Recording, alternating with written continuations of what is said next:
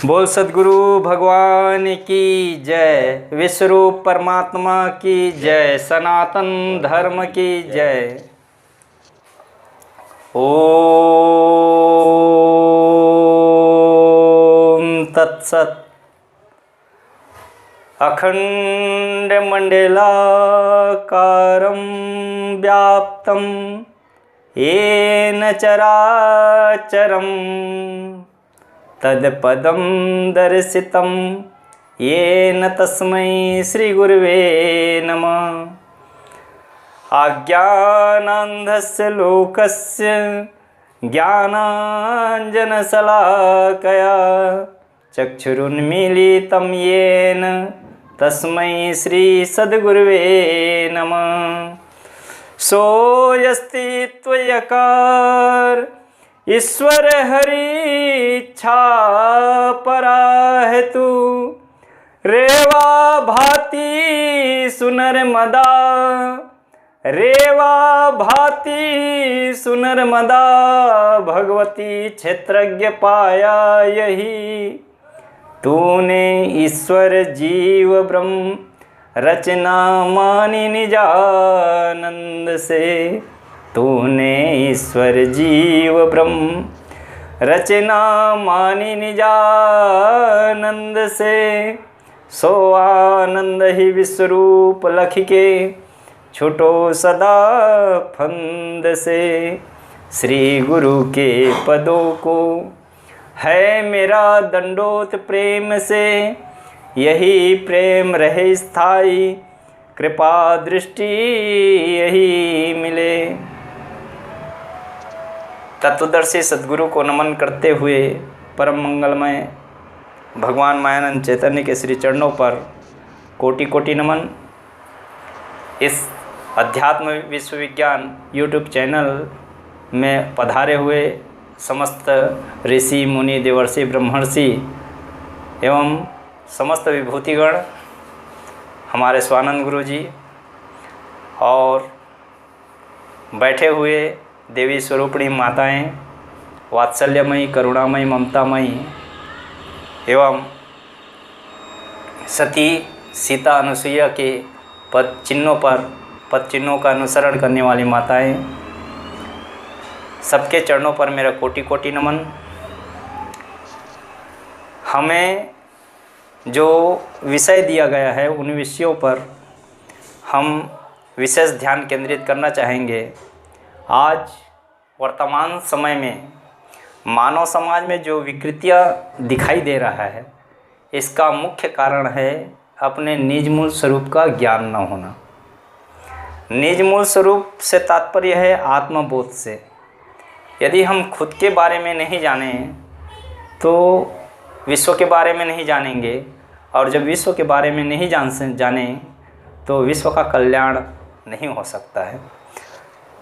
तदनुसार शास्त्रों में, वेदों में धर्म क्या है, धर्म को किस ढंग से परिभाषित करना है, धर्म क्या है, बहुत अच्छा प्रश्न है। धर्म के संदर्भ में हम अपना ध्यान केंद्रित करना चाहेंगे। आज पूरे विश्व में, भारत में हमारे पंचम संचालक भगवान जगत गुरु सिद्धाचार्य डॉक्टर जीवनानंद चैतन्य जी कहा करते थे कि पूरे भारत में रिसर्च के हिसाब से 4,500 मतपंथ धर्म संप्रदाय है, विश्व की दृष्टि से लगभग 20,000। और हमारे धर्मशास्त्र कहता है कि धर्म एक है। तो इतने सारे धर्म में वृद्धि होना, मतपंथ संप्रदाय में वृद्धि होना, ये समझो एक तरीक़े से प्रकृति नियम के विरुद्ध है। ये सब धर्म आया कहाँ से है? इसका मुख्य कारण है अपने आप को न जाना, अपने निज मूल स्वरूप का ज्ञान न होना और परमात्मा के संदर्भ में बोध न होना। धर्मशास्त्र के हिसाब से लिखा है धर्म एव हंतो हंति धर्मो रक्षति रक्षितः। तात्पर्य ये है कि धर्म शब्द जो है निरपेक्ष एवं विवेकपूर्ण विज्ञान बुद्धि से सूक्ष्म विचार किया जावे तो अवश्य ही यह निर्विवाद होगा। लेकिन अनेक प्रकार के अंधविश्वास और भ्रमित कल्पनाओं के और मानिंदी के हिसाब से इस जगत में धर्म की परिभाषा ही परिवर्तन हो गए, जिससे मानवता और सनातन धर्म में विकृतियां उत्पन्न होने लगा, जो बहुत ही विघटनकारी, विनाशकारी और प्रकृति नियम के विरुद्ध है। अनेक संप्रदाय आज भारत में हैं, और ये संप्रदाय हुआ कैसे? तो हमने अपने निज मूल स्वरूप का ज्ञान न होने के कारण जाति पाति छुआछूत नाना प्रकार के विषमताओं में टूट करके सैकड़ों और हजारों टुकड़ों में छिन्न भिन्न हो गए। हमने जो शास्त्र का नियम है, जो प्रकृति नियम है, उसको भूल गए। दूसरे सिद्धांतानुसार, वेद के सिद्धांतानुसार धर्म की परिभाषा है धारणा धर्म रीत्याहु तद धर्म धार्यते प्रजा, जो सार्वदेशिक, सार्वकालिक और सार्वभौमिक है। धारण करना है तो किसे धारण करना है? प्रश्न उठता है। वेद में आए धारण करने का नाम ही धर्म है, तो धारण क्या करना है, ये प्रश्न उठता है। तो धर्म धारण करने का नाम है, तो धारण क्या करें? इन प्रश्नों का समाधान हमें करना होगा। धारण अपने सहित संपूर्ण मानव मात्र की बुद्धि में ये धारण हो जाना चाहिए कि जो कुछ दिख रहा है वो अपना ही स्वरूप है, मुझसे अलग नहीं है, मुझसे भिन्न नहीं है। मैं अंशी रूप से, अंश रूप से, अंशी भाव के सहित मैं एक ही हूँ, उनसे अलग नहीं हूँ। अर्थात इसी सिद्धांत को गीता में, वेदों में, रामचरितमानस में, शास्त्रों में, सब में व्याख्यान किया गया अनेक विभूतियों के द्वारा।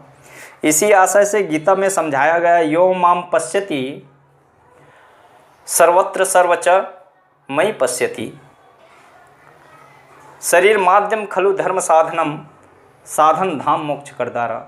ये नाना प्रकार के गीता में कहा, यो माम पश्यति सर्वत्र सर्वच मयि पश्यति। सभी मानव शरीर जो है प्राकृतिक रूप से, रचना के रूप से, प्राकृतिक रचना के हिसाब से सब एक ही है। उसमें उत्पन्न होने वाले, जीवित रहने वाले और विलय होने वाले सभी का एकमात्र स्थान ये विश्व है, जो प्रत्यक्ष रूप से दिखाई देता है। ये विश्व ही परमात्मा है। ये जान करके हमारे अंतःकरण में धारण हो जाना चाहिए। बुद्धि में स्थित होवे ये मैं ही संपूर्ण विश्व हूँ, अकंप धारणा बैठे गया द्वैत समाधि सो। बुद्धि में स्थित होवे मैं ही संपूर्ण विश्व हूँ, अर्थात जो कुछ दिख रहा है अपने सहित चराचर सृष्टि के रूप में, ये हमारे बुद्धि में स्थित हो जाना चाहिए। जैसे कि हमने पूर्व में कहा था कि सोहम अस्मि इति वृत्ति अखंडा, ये अखंड वृत्ति हमारे अंतःकरण में धारण हो जाना चाहिए। तैत्रेय उपनिषद में भी यह लिखा गया है, यतो माम इमानि भूतानि जायन्ते येन जातानि जीवन्ति यत् प्रक्षेपमिविष्यन्ति तद्वि जिज्ञासस्य तद ब्रवीति।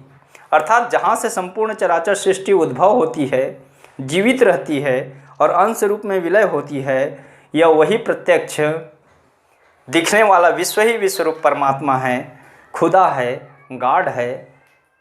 ये हमारे अंतःकरण में धारण होना चाहिए। इसी को जानने के लिए भगवान कृष्ण ने अर्जुन को गीता में कहा था, दिव्यम ददाति ते चक्षु पश्य में योगेश्वरम। इस दिव्य, मैं आपको दिव्य दृष्टि देता हूँ अर्जुन, जिसके द्वारा, इस दिव्य दृष्टि ज्ञान के द्वारा, दिव्य चक्षु के द्वारा अपने से चराचर सृष्टि में दिखने वाला यह विश्व जो है परमात्मा है। ये ब्रह्म आगे पीछे दाहिने बाएं हैं, ऊपर नीचे सर्वत्र व्यापा हुआ है, फैला हुआ है। यह संपूर्ण विश्व सर्वश्रेष्ठ ब्रह्म है, जिसे मुंडकोपनिषद में कहा है, ब्रह्मैवेदम अमृतम पुरुस्तात ब्रह्म पश्चाद ब्रह्म दक्षिणतश्च उत्तरेण अधश्च ऊर्ध्वश्च प्रसितम ब्रह्मवेदम विश्वमेदम वरिष्ठम। अर्थात दाएं बाएं ऊपर नीचे ये जितने भी जो कुछ भी दिख रहा है सब ब्रह्म ही है, सब फैला हुआ है, व्यापा हुआ है। ये मुंडकोपनिषद में बहुत ही सुंदर ढंग से विस्तार पूर्वक समझाया गया है।